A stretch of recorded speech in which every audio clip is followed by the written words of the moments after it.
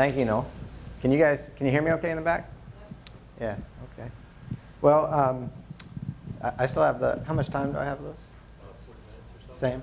Okay, yeah, that'd be fine. So first of all, I want to thank you for giving me the time to talk to you today. Over the course of my career, this is my second stint at NASA. And in my first stint at NASA, I used to love going to the Apple courses, like this one. I never got to come to Florida. I always had to go to Wallops Island, because it was a little closer. And this is definitely cooler. But I'm actually really excited to be here with you all today. Pretty much any time I can get out of Washington is a good day. So thank you for having me. What I'd like to do is talk to you about the new technology programs and really the plan embodied in the President's FY11 budget request for NASA. As you know, there's a lot of debate over this plan. I would caution you to not believe the debate as it's been reported in the newspapers. Newspaper reporters are in the business of selling newspapers. And so it helps, when they dramatize, sensationalize the story. I mean, there is definitely a vigorous debate, don't get me wrong. And those of us in Washington are right in the middle of it. But it's not exactly as it's been reported, in my view. And so what I want to do is, if it's okay with you guys, is I want to walk you through at least the way I view the President's budget request. Now, you need to realize that I came back to NASA on February 1st, the day the budget was rolled out. So it was quite an exciting day, and it's been quite an exciting 3 months as a result. And I should also admit to you up front my bias, okay? I had a great job at Georgia Tech. In fact, I have a great job at Georgia Tech. I left NASA in 2003. I went to Georgia Tech. I've been on the faculty in aerospace engineering, working with undergraduate and graduate students, mostly on advanced technology projects for NASA, sometimes for the DoD, but mostly for NASA.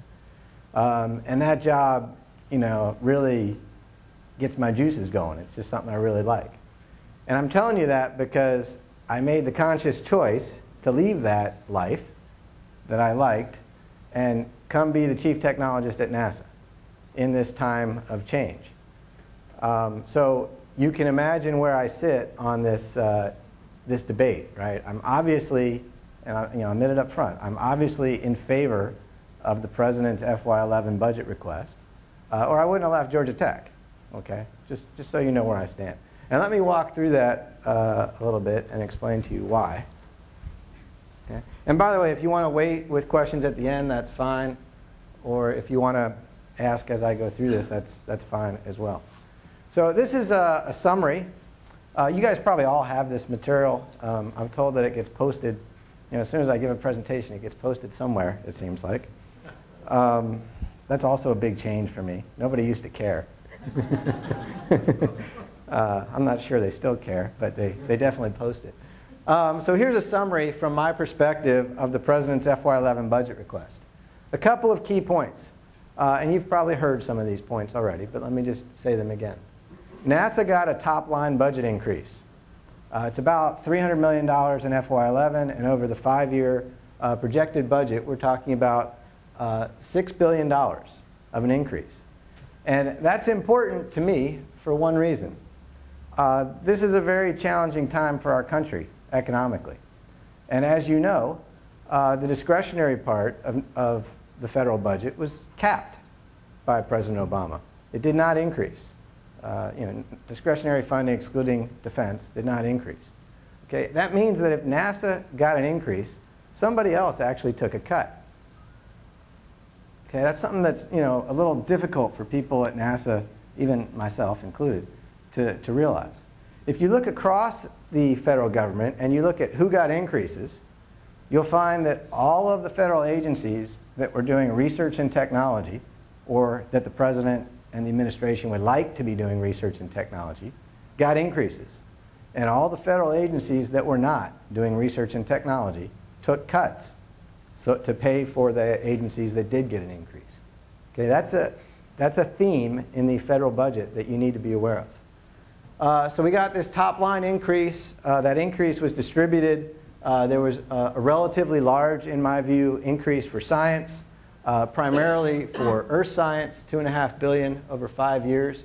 Aeronautics got what I would call a modest increase. It's actually pretty large, 15 percentage-wise at least. It's 15%, which is reduces the decline in aeronautics that had been ongoing for 5 or 10 years. Dollar-wise, it's small because the aeronautics budget is small. And perhaps the thing that you've heard about the most and the thing that's been debated the most is the shift in human exploration. And I'm going to talk about that a lot more on the coming slides. But there's a couple points there. One, the goal of our human exploration program has not changed. The goal today is the same as the goal 3 months ago and the same as the goal a couple years ago. The goal is to extend human presence beyond low Earth orbit. Okay? What has changed is the approach by which NASA is pursuing that goal. And here are some of the characteristics, just from a budget perspective, about that changed approach. There are additional funds to complete what were 5 remaining shuttle flights. What today, we're down to 3, potentially 4, I guess, remaining shuttle flights. The inclusion of the ISS, the extension of the ISS, and the full utilization of the ISS as a national laboratory through 2020. Putting ISS as the central focus of our human spaceflight program. This is a major shift as well, one that's, by the way, very underreported in my view. Extending ISS through at least 2020.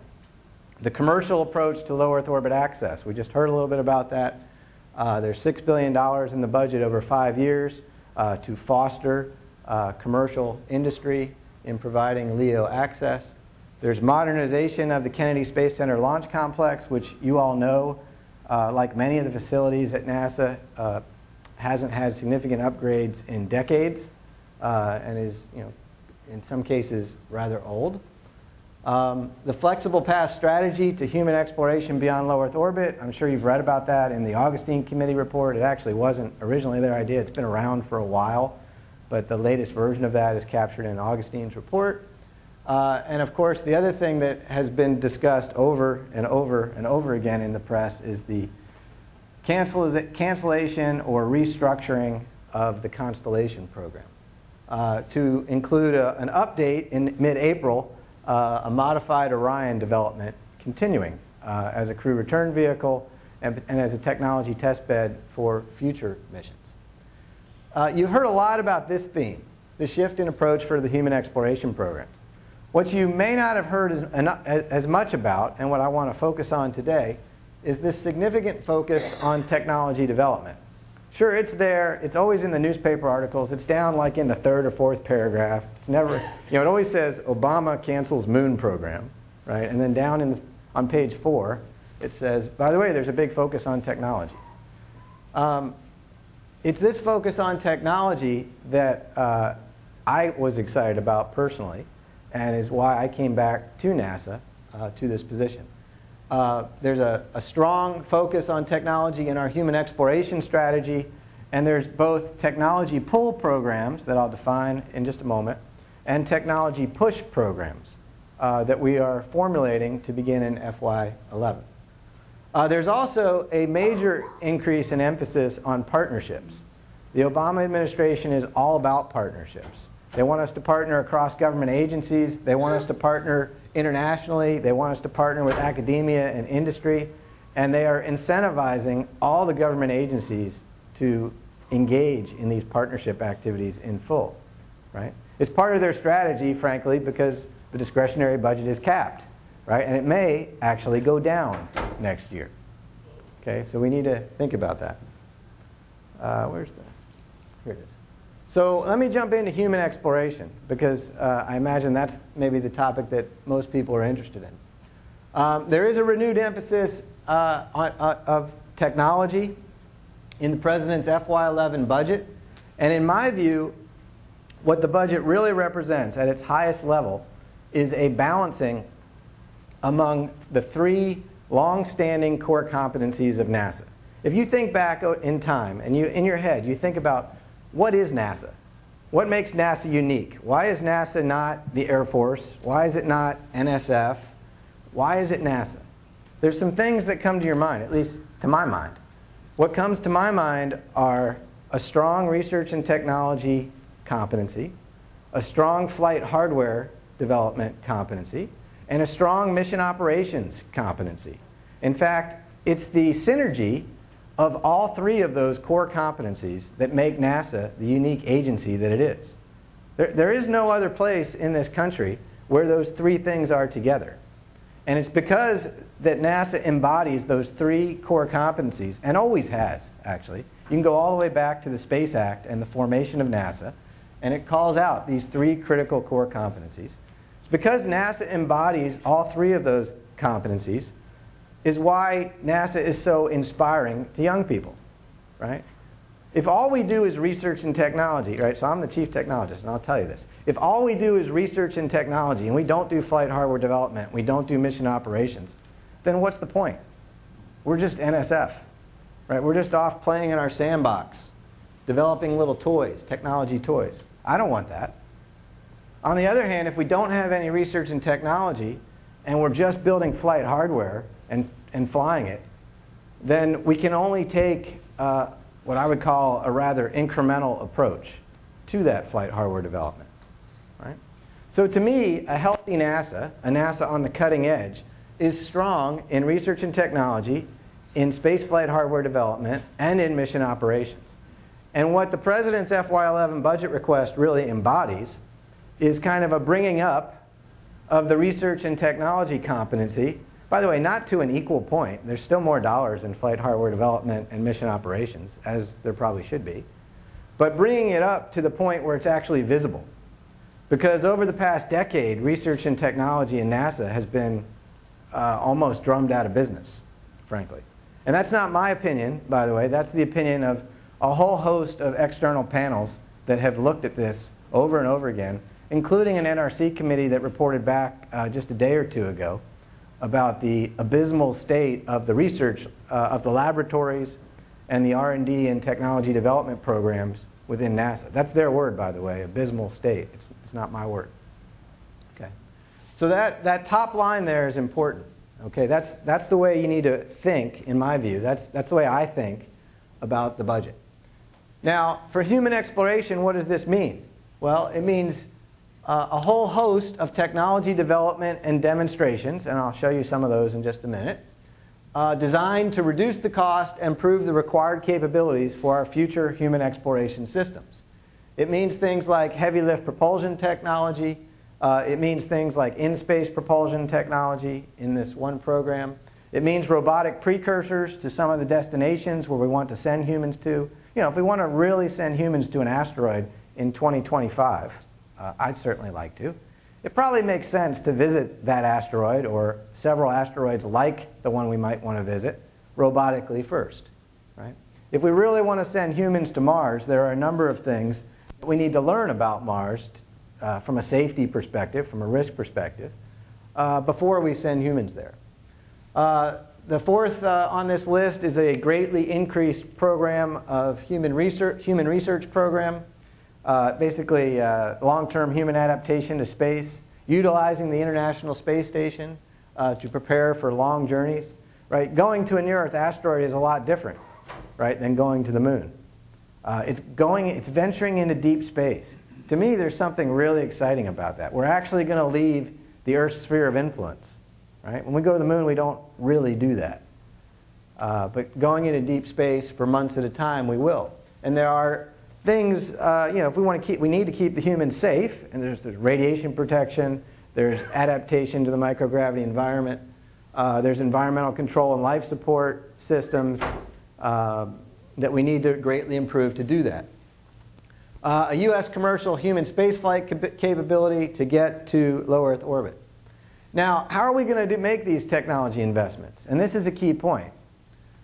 The way we're going to go about that is by identifying the needed capabilities and then investing in multiple competing approaches, multiple competing technologies to achieve that capability. The challenge with this program is that, in my view, we're not actually wise enough today to know exactly what technology is the one that's going to allow us to send humans to Mars or send humans to an asteroid. Right? So we don't want to, I for one, don't want to bank my entire human exploration program on some technology that's not yet proven. So instead, we know there's a certain capability that we need, and we need to invest in multiple competing approaches to advance that capability, and then make a down selection a little bit later in time, and take that down selected technology and prove it in a flight relevant environment. And I'll give you some examples of that in just a minute. Now, the other thing that people ask me all the time is, well, we're going to spend 2 years figuring out what technologies or what capabilities we need to go after. Well, thankfully, we don't need to. In my office today, you can come to my office anytime and you can see, I have a stack of reports. And they go from the floor to almost my height. I'm just barely taller than the stack. I'm very proud of that. I'm taller than the stack. It's like the only thing that I'm taller than. These reports are all, by the way, they're done by blue ribbon panels, presidential panels. They're done by NASA folks. They're done by NRC. They're done by all kinds of groups. And here's a list of some of them. Going all the way back on the left to 1969, the post-Apollo space group, the Space Task Group that was chartered to figure out what are we going to do after the Apollo mission? What kind of technologies do we need to invest in to enable future human exploration? 1969. Jumping forward in time to 1986, Pioneering the Space Frontier, which, by the way, if you haven't read it, is perhaps the most well-done report on this subject of all time. It is by far and away my favorite report. The leader, the chairman of that report was Tom Paine. It's wonderfully presented. And then you can jump forward, we can jump over Sally Ride's report in '87, some internal NASA reports, including the 90-day study that I was, and actually Phil Sumrall were a part of back in '89.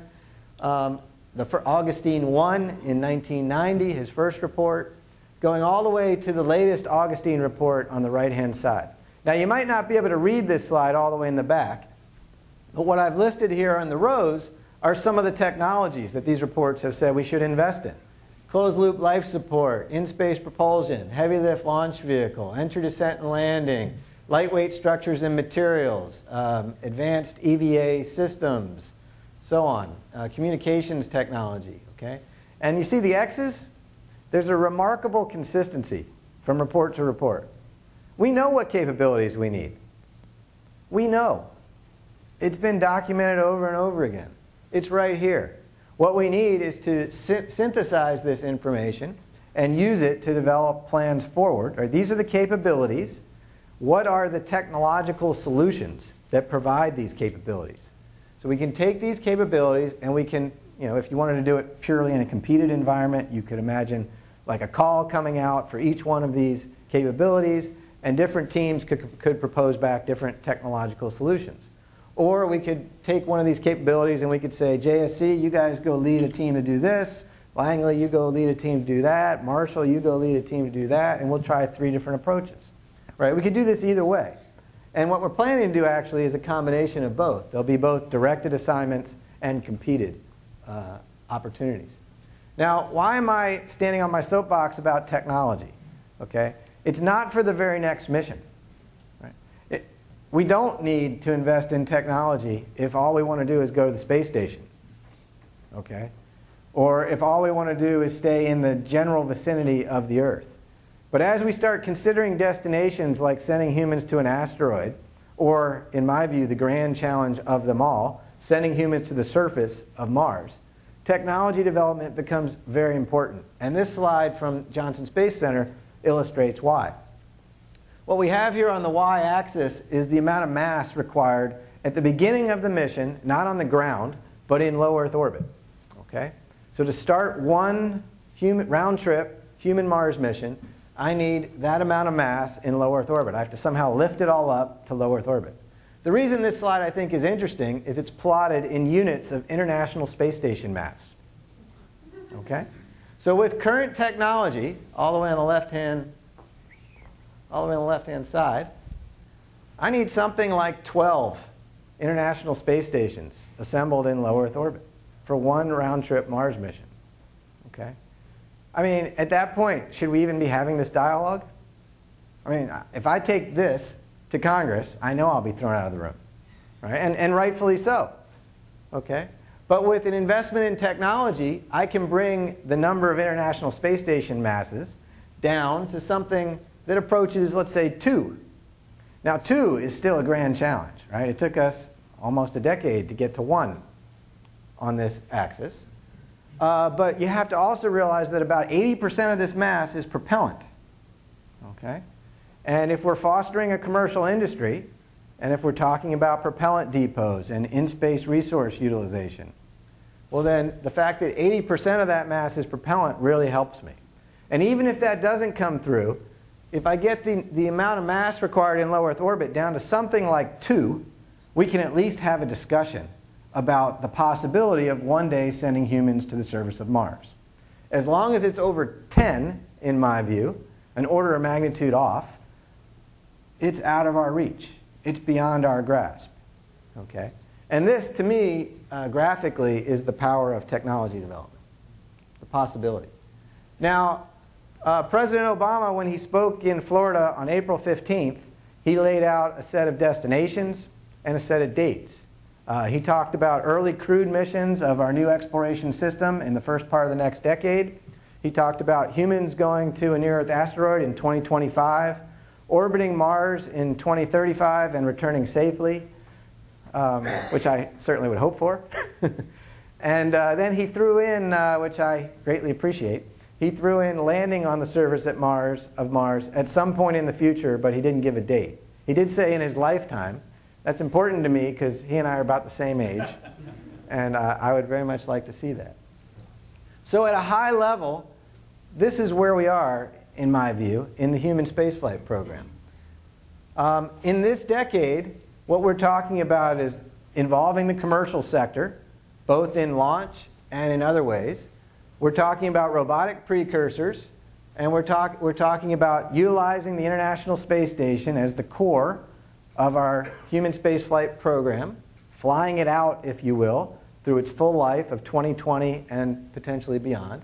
And we're talking about technology development to enable the systems development for the next human spaceflight system starting perhaps in the 2015 time frame, so that we can get to a near-Earth asteroid by 2025.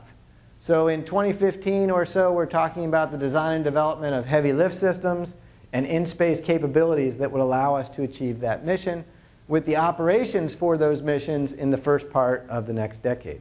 First in the Earth vicinity, and then eventually to a near-Earth asteroid. Now, a lot has been said about our technology development program in the press, right? How do we know what technologies to invest in? We don't have any goals. Well, that's not true. I mean, it might make a good soundbite on the news, but it's frankly not true. We have goals. The President clearly enunciated those goals on April 15th. And what we also have at NASA is a great team of people working right now through an activity called HEFT, the Human Exploration Frameworks team, that's synthesizing all of the formulation work that's been done to date and putting in place an integrated plan. Those of you that know about the Exploration Systems Architecture Study, the HEFT is doing what I would call something equivalent to that, but for the flexible path approach. And that is kind of illustrated on this slide, right? If we have a set of goals, like we do, an asteroid mission in 2025, going to Mars, in orbit about Mars in 2035, to the surface after that. From those goals, we can develop mission architectures. From those mission architectures, we can develop flight system concepts. From those flight system concepts, we can develop the technologies required to enable those spacecraft, to enable those missions, to enable those goals. It's a nice requirements flow down kind of approach. And this is the approach that ESMD, the Exploration Systems Mission Directorate, is using through the HEFT team.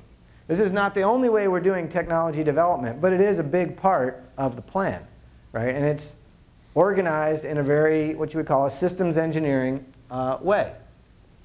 This is what the team has come up with to date. Okay, and I know that it's maybe hard to view in the back of the room here, but without going through each individual line, I want you to notice a couple things. One, there are a lot of missions. There are actually a lot of things in terms of sheer number, there are a large number of technology development items that are going to go into space. There are a large number of launches as a result, and there are a large number of mission operations opportunities as a result. There are also a large number of hardware development opportunities to get these technologies ready and to develop them and fly them, right? Whether we're talking about the Human Research Program or the Heavy Lift Program, which has both a launch and an in-space component, there are development opportunities. This is not a technology program that is all about playing in our academic labs. This is a technology program that spans concepts, ground and laboratory testing, flight testing, and testing in space. Okay? Now, one last point on some of these missions. There's also been a lot of talk about the need for these robotic precursor missions. Why do we need these robotic precursor missions? We didn't, really have that many robotic precursors before we sent the astronauts to the moon, which, by the way, isn't true. We did. But I hear that a lot in the press. Well, Ranger. Sure, Ranger would be another one. Yeah. Yeah. So, but here's my answer to that. This is a very recent result. This is not a robotic precursor mission, by the way. This is from the Mars Reconnaissance Orbiter, which is a science mission which has been circling Mars for quite some time. And what MRO has been there long enough that it has actually overflown the same region, over a time period. And it'll fly over this region and take an image, and then fly over it, say, a few months later and take the same image at the same time of day, and you'll see a drastic difference, right? Look at the top two pictures and the amount of white that's present there, and look at the bottom two pictures and the amount of white there. What MRO has uncovered is a very large amount of ice, water ice, very close to the surface, and by the way, at mid-latitudes, not near the poles, at mid-latitudes. This is roughly the latitude of Boston, let's say. Okay? The ice layer is about a half to 1 meter below the surface. This was totally unknown a year ago. Actually, totally unknown 6 months ago. Right? 6 months ago, we were all talking about methane. We need a methane in-space engine. Why do we need a methane in-space engine? Because we're going to go to Mars, and we can make methane, out of the Mars atmosphere, and therefore we need that engine. Look at this water. All of a sudden, LOX hydrogen's back in the picture. Seriously, with its higher performance. Harder to store, but higher performance. This is the kind of thing, and I'm not saying that we need to throw away all the methane plants. That's not what I'm saying at all, and go LOX hydrogen. I'm saying these are the kinds of discoveries that greatly affect the architecture that we will use to do human exploration, and this is why we need robotic precursor missions. So, to summarize the human exploration program as contained in the President's FY11 budget, a couple points. The goal of the program has not changed. The goal of the program is to extend human presence beyond low Earth orbit. What has changed is the approach to accomplishing that goal. The President's approach focuses on developing the technological capabilities required for humans to reach multiple destinations. Not just the moon, but the moon and near-Earth asteroids and eventually Mars. The investments that we plan to make are focused on gaining the knowledge needed to inform our future architectural decisions and building the capabilities, the technological capabilities, required for humans to venture not just beyond low Earth orbit, but into deep space itself, to leave the Earth. Right? That's something I believe we all want.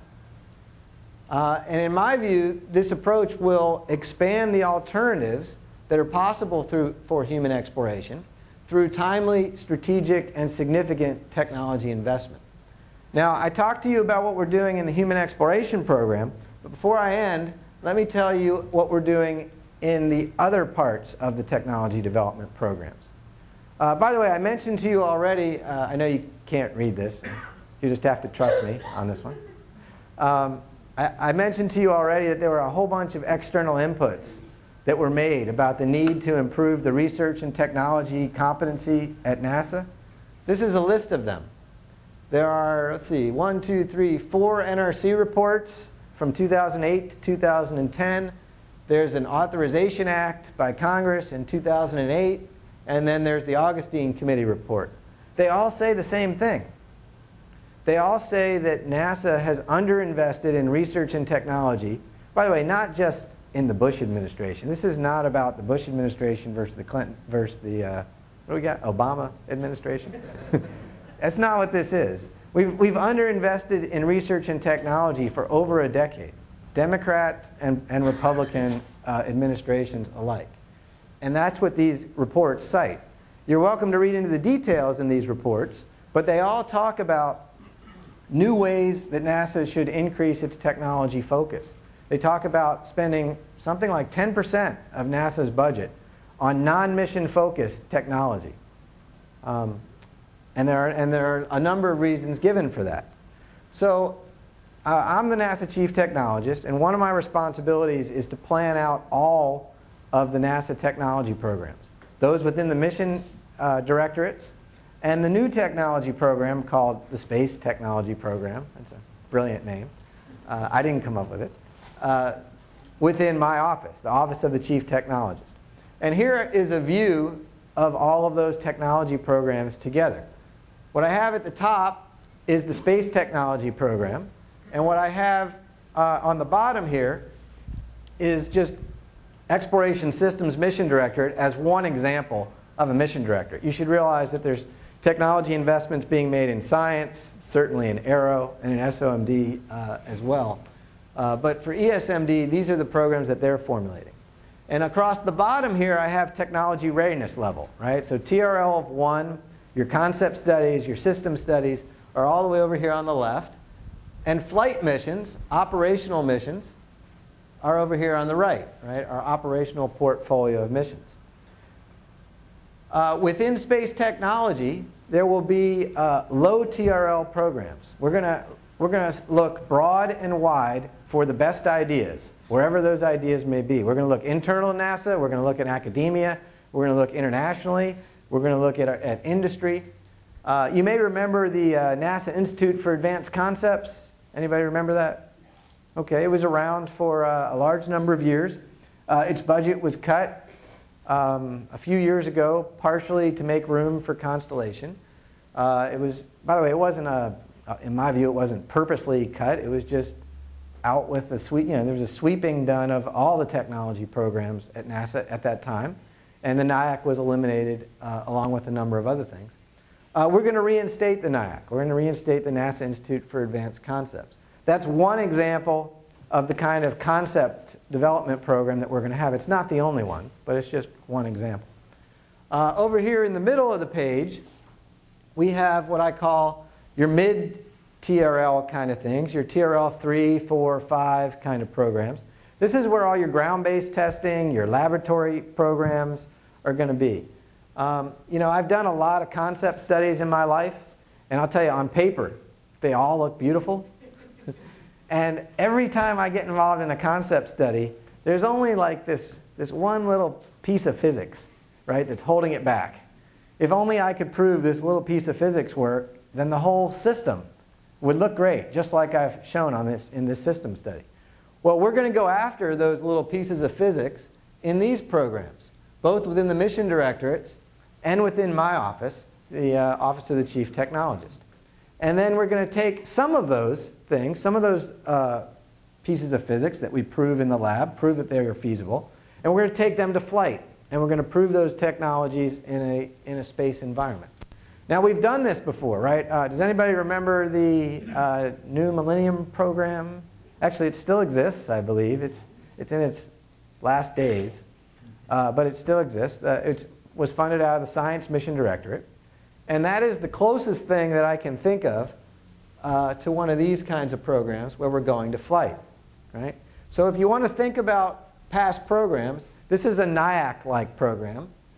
This is like fundamental aero for space. This is a space equivalent of the fundamental aeronautics program. And then out here is the New Millennium Program. Now you might ask me, well, why do I have two parallel lines? Okay, why do I have stuff shown both in the mission directorates and in this new program that I've called the Space Technology Program in the Office of the Chief Technologist. And there's a really good reason for that. The mission directorates are doing what I already discussed. They have their goals, they have their architectures, their spacecraft, and their technologies. They're doing what you might call a requirements flow-down approach. Okay? But if we're talking about sending humans to Mars, do we really want to bank our whole human exploration architecture on the specific technology that the mission directorates think is going to pan out today? Or do we want to consider some alternate approaches in parallel? And that's what we can do up here in the Space Technology Program. I call that disruptive technology development, or I call it technology push, because these are technology investments being made not because the next mission is planning to use them, but because if they come through, and some of them will, and by the way, some of them won't, but if they come to fruition, they'll enable major advances in the way we approach our system. Does anybody have one of these? Anybody? I got one. Right? Who doesn't? 10 years ago, did you? Very good, Noel. You're the smartest man in the room. 10 years ago, did you have one? 15 years ago? I don't think so. Right? We can't put our cell phones down now. I mean, this is not a space example, okay? But the cell phones changed the way we do business. They changed the way we think. The internet is another example, right? My kids don't actually understand that there didn't used to be an internet. What do you mean there was no internet? You didn't always have Google? Right? They just can't understand that. Right? It's changed the way we do things. Well, in my view, some of the technologies that we're going to pursue here will change the way we approach human exploration, will change the way we approach our science missions. Now, once again, they won't all pan out, and we have to be willing to accept that. We're going to take a lot of risk in this program. We're going to make our bets in an informed manner. Kind of like, I assume that you're all in the thrift savings program or some program like that, right? I mean, how do you decide what stocks to pick? It's the same thing. You balance your risk through a portfolio approach. And that's what we're going to do in the Space Technology Program. So here's kind of my view of how this is going to work. We're going to start with visions of the future, thousands of visions of the future. These will come from all over. They'll come from within NASA and from outside of NASA. There'll be paper studies, systems analyses, technology assessments, cost-benefit studies. All right? They'll all have this little piece of physics that needs to get proven before we can really accept them as science fact as opposed to science fiction. Right? In this part of the program, that's what we'll focus on. We'll use our laboratories. We'll use ground-based testing. We'll use whatever we need to prove that that fundamental physics works. And when it does, we'll be over here and we'll take some of those to flight readiness. We'll take them to low Earth orbit. We'll do atmospheric flight testing, whatever it takes for that particular technology to be at TRL of 6 so that a mission would be willing to adopt it. And we'll then infuse those technologies in our future science and exploration missions, but we'll also infuse them in other government agency missions, and we'll infuse them into industry through this approach. Now, I can't just put out a call, right? This program, by the way, is going to be largely competitive, unlike the approaches in the mission directorates. Right? This is another difference between the Space Technology Program, which, by the way, the Office of Chief Technologist is not a mission directorate. It's set up that way on purpose. Okay? This will be done largely in a competitive way, be open to all, best ideas from wherever they may come. But I can't just put out a call and say, hey, technology, bring it on. What do you got? Any technologies. So instead, what we're going to do is what you might call a grand challenge kind of approach. And there is a very successful set of models for doing this. Right? DARPA does this all the time. ARPA-E, which just got stood up, does this kind of approach. Now, by the way, don't read too much into these words here. We're still working on this slide.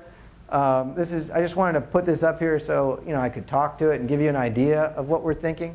But we're going to come out with, the Office of the Chief Technologist is going to come out with a set of grand challenges. We're not going to talk about technological solutions. We're going to talk at the capability level. We want this capability by this date. And then we're going to put that out, and NASA centers or academia or industry will respond with a variety, I believe, of technological solutions to provide that capability. And we will fund several of those for each grand challenge going forward to a point that we can make an informed decision about which is the best technology to take all the way to flight. I think I'll skip that one. Here's just an artist picture of some of the kinds of things that might come out of this program. These are the kinds of technologies, by the way, that whether you've been doing science missions or whether you've been focused on human exploration, you know you have wanted. If you're an engineer, you know you have wanted these systems for a long time, right? And we never seem to be able to get over the hump of funding these to the point that they're at a technology readiness level that the mission directorates will pick them up, or that some other government agency will pick them up. Through the Space Technology Program, we have a means for doing so. In fact, we have a means to take things all the way from concept to flight, which is something we've never had at NASA before on the technology side of the house. Okay, so just to kind of sum things up, in my view, and it is, by the way, this is, everyone has a different opinion on this subject, and I'll be the first to admit that. But what the Obama administration is really saying in its FY11 budget request for NASA is bigger than what the newspapers are reporting. Okay? What the Obama administration is really saying is that we're committed to research, technology, and innovation for the nation as a means of stimulating the economy. That's really what they care about, right? They care about the economy, and they care about preparing America to compete on the global stage technologically. And they're allowing NASA, by the way, it's a great privilege. You really need to think about this. It's a great privilege. They're allowing NASA to be part of this national strategy. NASA's not always part of the nation's strategy. Sometimes it's kind of, off on the side, doing its own thing. This administration, the Obama administration, is by giving NASA a budget increase and turning it towards more of a research and technology focused, is saying that NASA, you're a part of this national initiative. So the NASA budget request is really aligned with this national strategy, right? And once again, the renewed emphasis on technology, by the way, which has been suggested over and over again by a number of external groups, is really, in my view, a rebalancing of NASA's three fundamental core competencies that have really always been in existence. Now, what this will do for NASA, in my view, is it will provide a much more likely set and a much more exciting set of potential futures for our science and exploration missions. Okay? It'll definitely improve, in my view, the space program.